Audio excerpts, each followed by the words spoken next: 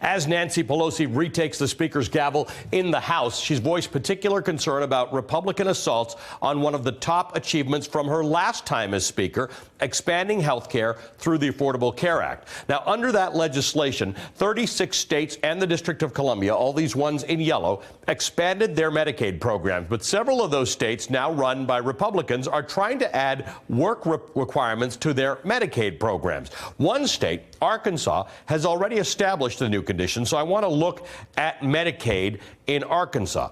Of the state's 2.9 million residents, more than a third of them are low income, with several 100,000, about 21%, reliant on Medicaid. Now, Arkansas expanded Medicaid under the Affordable Care Act, or Obamacare, adding about 321,000 adults to the pool of people eligible for Medicaid and slashing the number of uninsured citizens from 16% in 2013 to just 7.9% in 2017. Take a look at that. But last March, the Trump administration approved the state's request to require Medicaid recipients who were considered able-bodied to log at least 80 hours of work activities a month or be labeled non-compliant.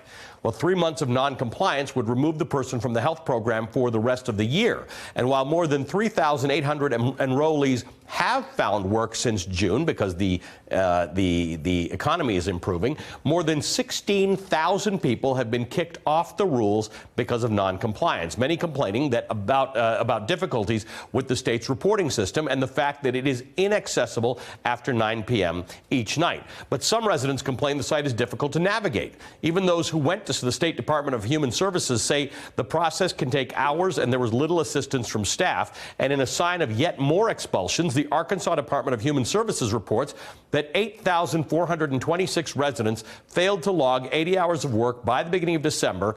Nearly 2,000 of them could lose their Medicaid eligibility for all of 2019 by the end of this month. Joining me now is Dr. Kavita Patel. She's a practicing internist at Johns Hopkins Medicine, and she served as the Director for Policy at the Office of Intergovernmental Affairs in the Obama White House. Kavita, good to see you. Thank you for being with us. Great to see you, Ali. Kavita, you and I have talked about this type of thing a lot. This is a move that's part of a broader Republican agenda of getting people off of government programs, but getting them off of income assistance or Medicaid doesn't actually reduce the number of poor people. So what's the effect of kicking people off of Medicaid for noncompliance?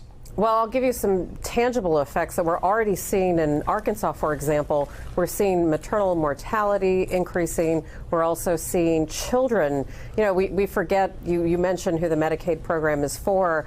You know, when people get disenrolled for not meeting work requirements, which, by the way, Arkansas has plans to expand the ages for these limitations to even younger adults, but their kids are coming off of the Medicaid coverage as well. So this is raising a lot of these issues. And one thing that just is not even clear with Arkansas, much less the other states that have been approved for Medicaid work requirements like Michigan and New Hampshire and Wisconsin, is the fact that a lot of these enrollees didn't even receive information about the work requirements themselves. So there are people that have actually been working and fulfill these requirements, as you've mentioned, who didn't see that. So I think as a country we can have a dialogue about whether or not, you know, we need to make sure that people who are in programs like Medicaid really have opportunities to have the kind of employer-based insurance that you and I have. Mm-hmm. However,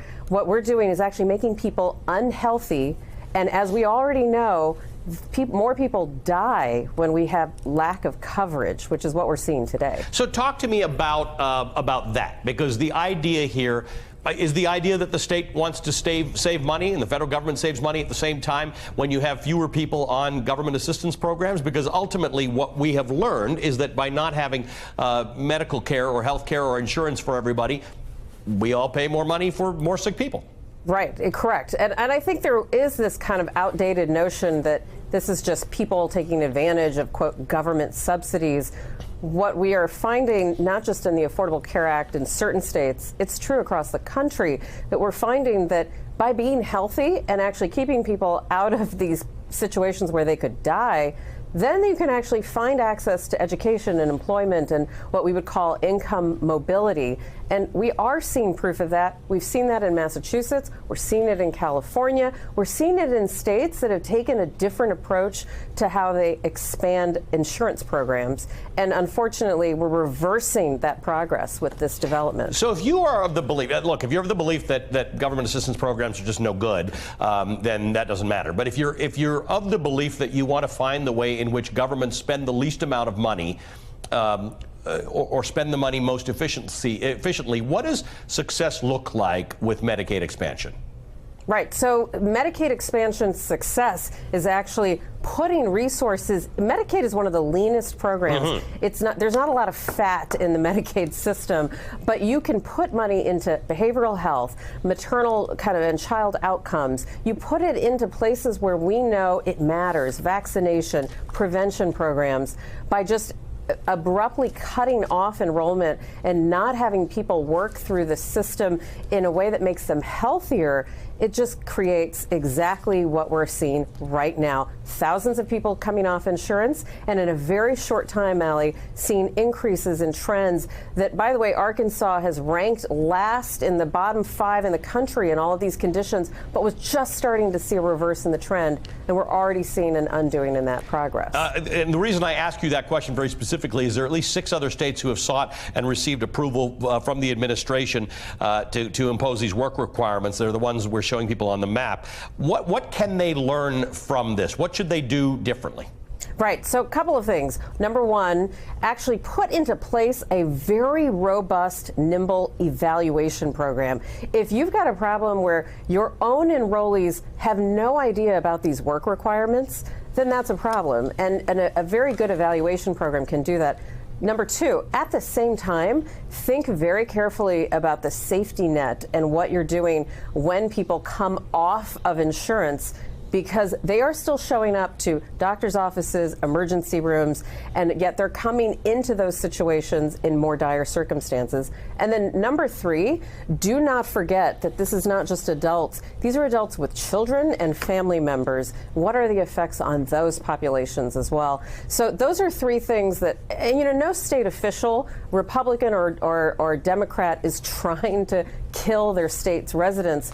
But by doing something without looking at the effects, that's really what they're doing.